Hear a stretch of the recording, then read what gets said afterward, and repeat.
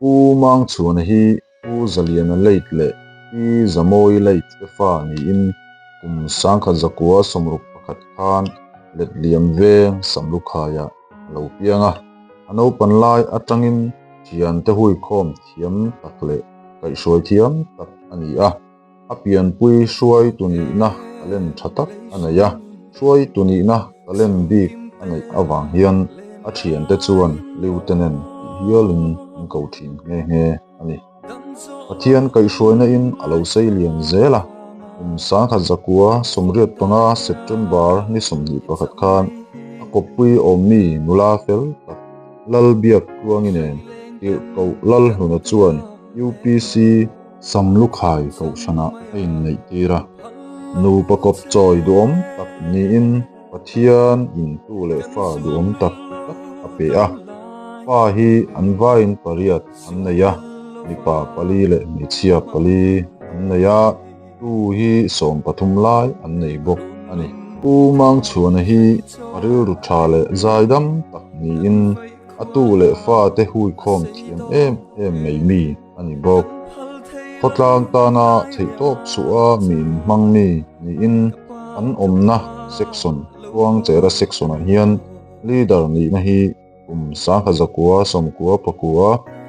sangkha zakua somkua paruk sanghi pathum le sanghi palia te achela samlukhai carpentry association hi sangkha zakua somkua pasaria din ni in adin tu te zinga puipa ber ani bok ani anat na hi sanghi somhi pakhat atang khan a hmui atanga in tranin emenuwa po hian thisel takin ramle luya te alakala ama ero chu akhabe chung lama muamma or chuak deuh aom awangin ni somni paruk hasom sanghi somni pathum khan ZMC falcona entir ani a biopsy te la ngal ani a heta hian van duai thak takin cancer u chua ani tahlo maya emi atang hian rang taka in ko zui ngal ni in ni som pahni thakhat sanghi somni palia Ebenezer Hospital a zai ani a zema bok damlo in lama niru ani sanghi somni pali le ni som pahni ani sanghi somni palia te entir le ni in zaitu doctor thuron angin anma ni inle lo omna samlukhai khuwa ni som pali thani sanghi somni palia rom pui ta ani in lama atu le fa tele chung le khat leina thindul tha ten duat taka inkol zomin khataka dam chuak le tura kanbe sei lain ni somni khat ani sanghi somni pali jingdar sari khan ama mangai tu le rong lo bo sakhin lalpa nena chota ani u mang chuana puala kan hun bo sakhi atu le fa u le naw thendol tha ten min lo thir sak vele tho turin som cheu ani